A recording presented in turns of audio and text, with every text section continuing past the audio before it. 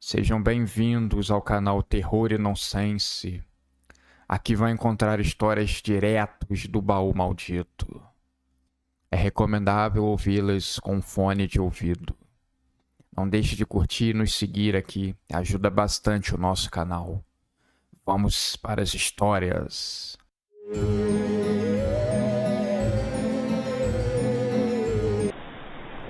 Um coveiro, conhecido como Seu Zé, teria um pequeno trabalho pela frente. Ensinar o seu serviço ao novato, que veio render a sua folga no horário da madrugada. Seu Zé precisava ensinar o básico do que deveria ser feito. Como as luzes deveriam ser mantidas acesas, quais que deveria apagar, as rondas que ele teria que fazer, quais os horários, e o que fazer quando pegar alguns jovens transando ou simplesmente querendo bancar ocultistas com rituais sem sentido. Mas ele tinha uma outra tarefa, e essa era a mais importante. Vem aqui, Ubiratã. Vou te mostrar algo. Isso é de suma importância.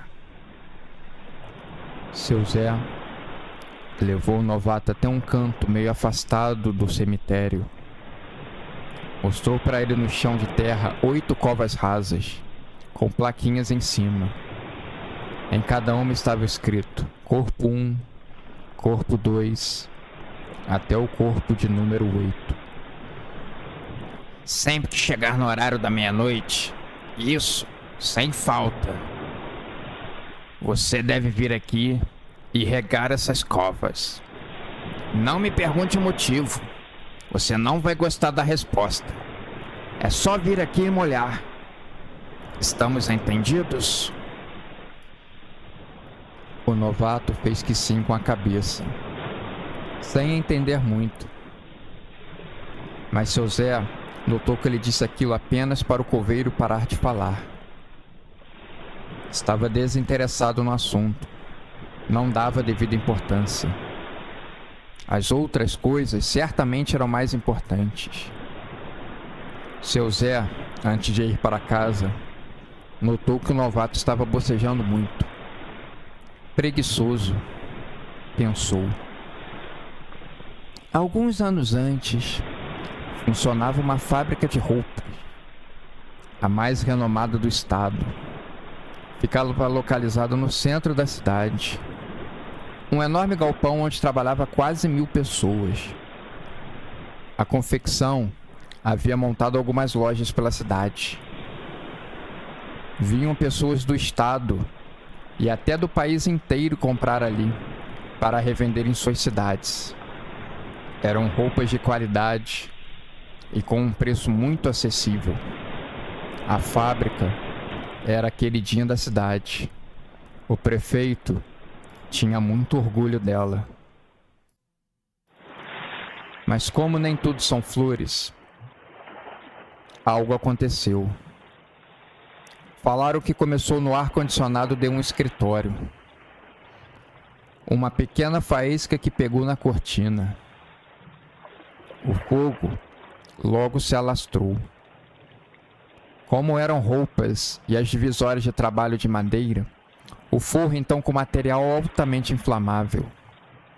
Em pouco tempo, a fábrica inteira estava em chamas. O caos havia tomado conta. Pessoas corriam desesperadas. Como naquela época a equipe da prefeitura fazia vista grossa, muitas irregularidades foram achadas depois da perícia. Não existia um sistema anti-chamas. Eram pouquíssimos extintores de incêndio, fora as saídas de emergências que não existiam. As pessoas tiveram que se amontoar numa pequena porta. Uns trabalhadores desesperados pegaram marretas para quebrar as paredes, facilitando a saída de alguns funcionários. Uma verdadeira tragédia.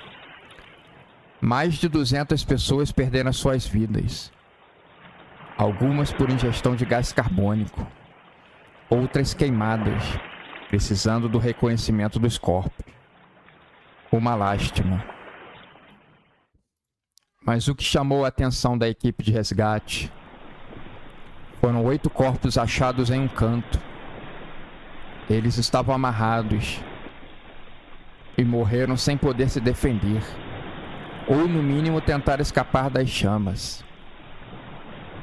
Aos poucos, o reconhecimento dos corpos foram sendo feitos, mas esses 8 ficaram sem identificação.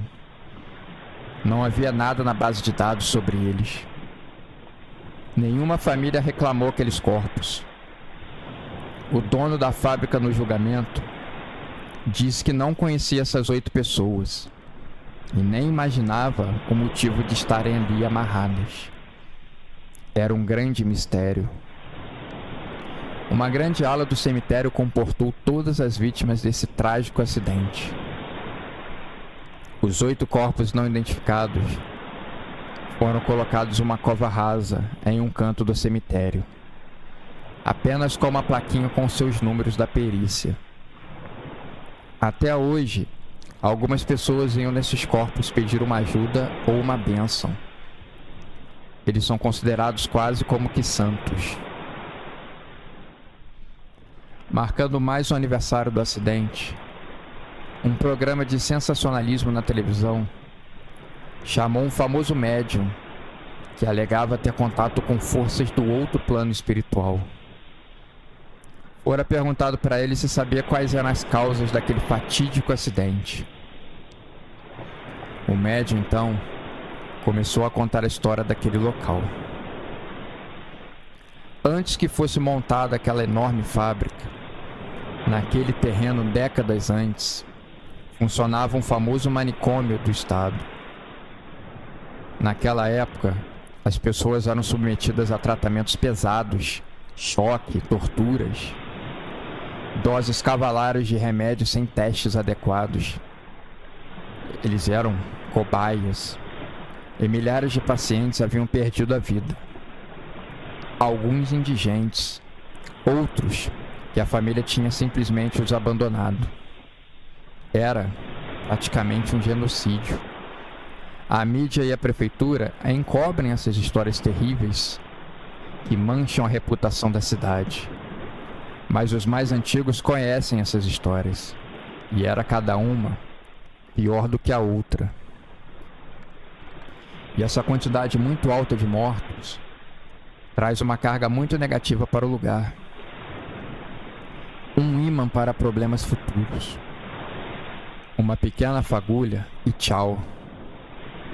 Uma tragédia anunciada. O médium falou com a entrevistadora. Ficou sabendo que querem construir um prédio de escritórios no lugar? Pois bem, saiba que daqui a alguns anos poderemos estar falando de outra tragédia. E quer saber de mais uma coisa que eu ainda não contei? Então o médium contou. Antes da construção do manicômio, aquela área inteira era uma fazenda enorme. A casa principal ficava justamente no lugar do hospital. Na frente dela havia um poço, aonde se pegava água. O filho da família, um rapaz muito solitário e calado, certo dia alegou que recebeu o espírito do demônio e que o obrigou a matar os 2. Agora, imagina onde ele jogou os corpos. Sim, ele jogou os corpos no poço. A polícia só descobriu o crime algumas semanas depois. Agora me respondam, que demônio era esse? Eram vozes na cabeça do rapaz? Influência de algumas doenças mentais não conhecidas na época? Essa resposta ninguém sabe. Mas esse lugar tem um manto, uma aura para tragédias.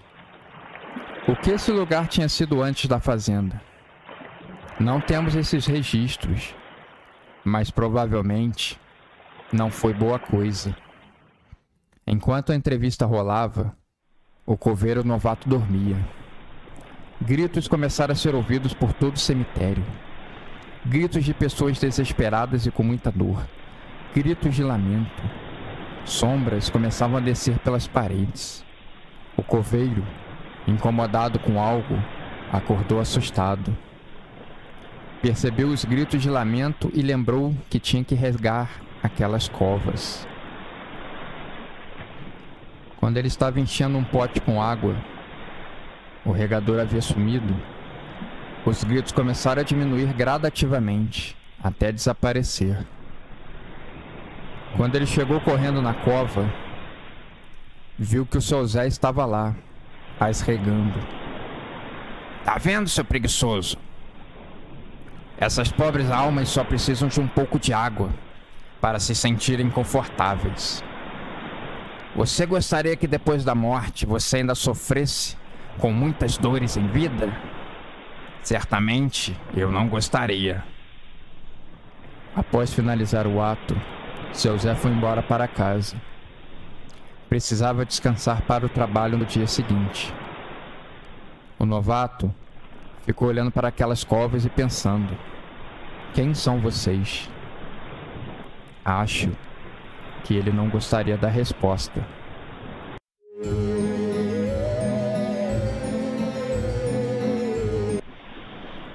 Um sonho mal interpretado pode fazer muito mal. O sonho bem intencionado pode trazer um novo impulso e uma nova razão de vida para algumas pessoas que vivem no modo automático. Esse sonho chegou a uma insólita pessoa, perdida no mar do esquecimento. Sob a sombra das lápides, Michael, um coveiro solitário, passava os seus dias e noites cavando sepulturas, com olhos vidrados e um sentido obscuro por trás. Falavam que ele tinha a visão dos mortos. Uma noite qualquer, enquanto os corvos grasnavam e uma lua lançava uma luz forte e ofuscante, Michael começou a cavar um buraco profundo. Seus olhos estavam fixos na terra escura, sua mente absorvida em uma missão misteriosa que ele mal podia explicar.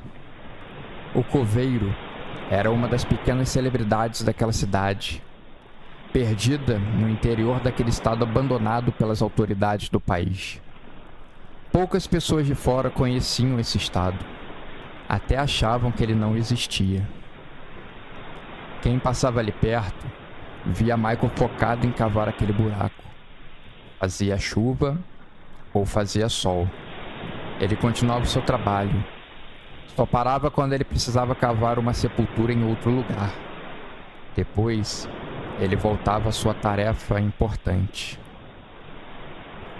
Alguns moradores já se perguntavam sobre a sanidade do coveiro, se ele estava se sentindo bem, se precisava de alguma coisa, e o mais importante, o que ele estava procurando cavando um buraco tão gigantesco e fundo.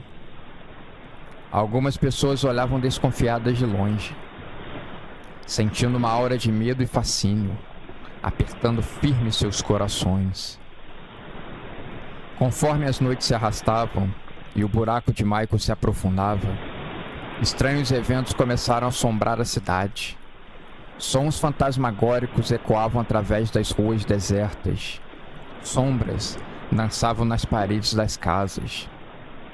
Corvos se reuniam em bandos para usarem a noite para caçar suas presas. Alguns morcegos faziam sombra na poderosa lua cheia. Ninguém ousava se aproximar do cemitério à noite. O que antes era um lugar tranquilo, de morada dos mortos, o lugar do descanso eterno.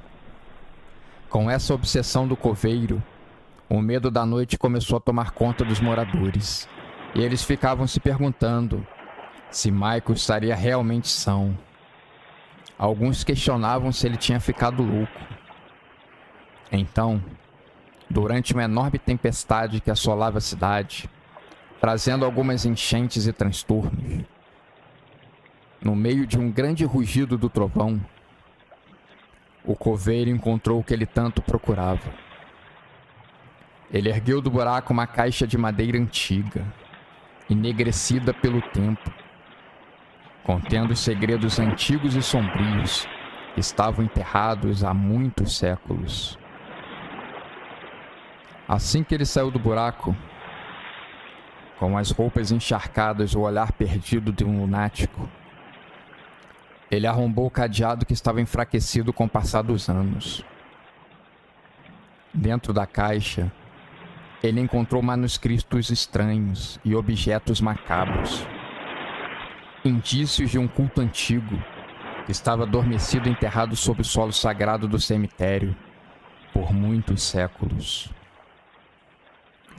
Animado com o achado e sem entender muito seu propósito, ele chamou alguns moradores que eram mais entendidos do assunto. Um padre queria que ele jogasse aquelas coisas fora, que não eram coisas de Deus. E se não são coisas de Deus, só podem ser coisas do diabo. Ele não poderia permitir aquilo. Conforme a discussão foi ficando acalorada, ninguém poderia arrancar da mão do coveiro seu achado.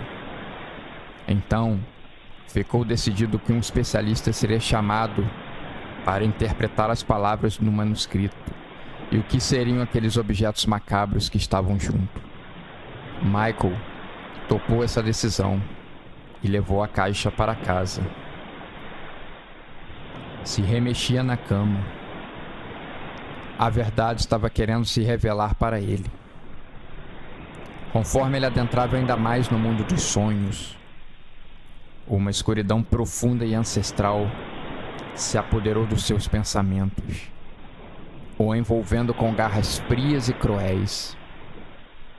Ele acordou ensopado de suor, desesperado e com um medo surreal. Talvez a falta de um novo propósito na vida o venha assolar depois. Antes, ele precisava desvendar aqueles papéis velhos. Um especialista, vindo de um lugar muito distante, chegou para acabar com aquela dúvida que tinha virado a atração principal daquela cidade. Não se falava de outra coisa, senão da caixa misteriosa achada pelo coveiro. Nos mercados, nos bares, salões de beleza, a fofoca era a caixa, que poderia ter acordado o mal antigo. Poderia trazer miséria e destruição para a cidade. O clima de coisa ruim já tinha se alastrado, mas se acalmou um pouco com a presença ilustre do tal especialista. Eles marcaram o encontro no cemitério, perto do buraco escavado. Talvez ali os manuscritos pudessem ser interpretados. O especialista, então, não teve muitas dificuldades em saber o que estava escrito. Levantou os olhos para o enorme grupo de pessoas que estavam ali, acompanhando o que aconteceria em breve. Ele pediu a palavra e começou a recitar as palavras antigas que estava lendo. Conforme o manuscrito era lido, poderes ocultos eram despertados, lançando sobre a cidade sentimentos de loucura e mistério. O coveiro teve seus olhos preenchidos por trevas, se tornando uma espécie de guardião do mal. As pessoas ao seu redor, incluindo o especialista, caíram de joelhos, pedindo orientações de como deveriam agir e viver suas vidas. Será que aquela cidade estava pronta para enfrentar os horrores que se aproximavam? O coveiro era a imagem da coragem, um verdadeiro mestre do terror. O mal ancestral despertou.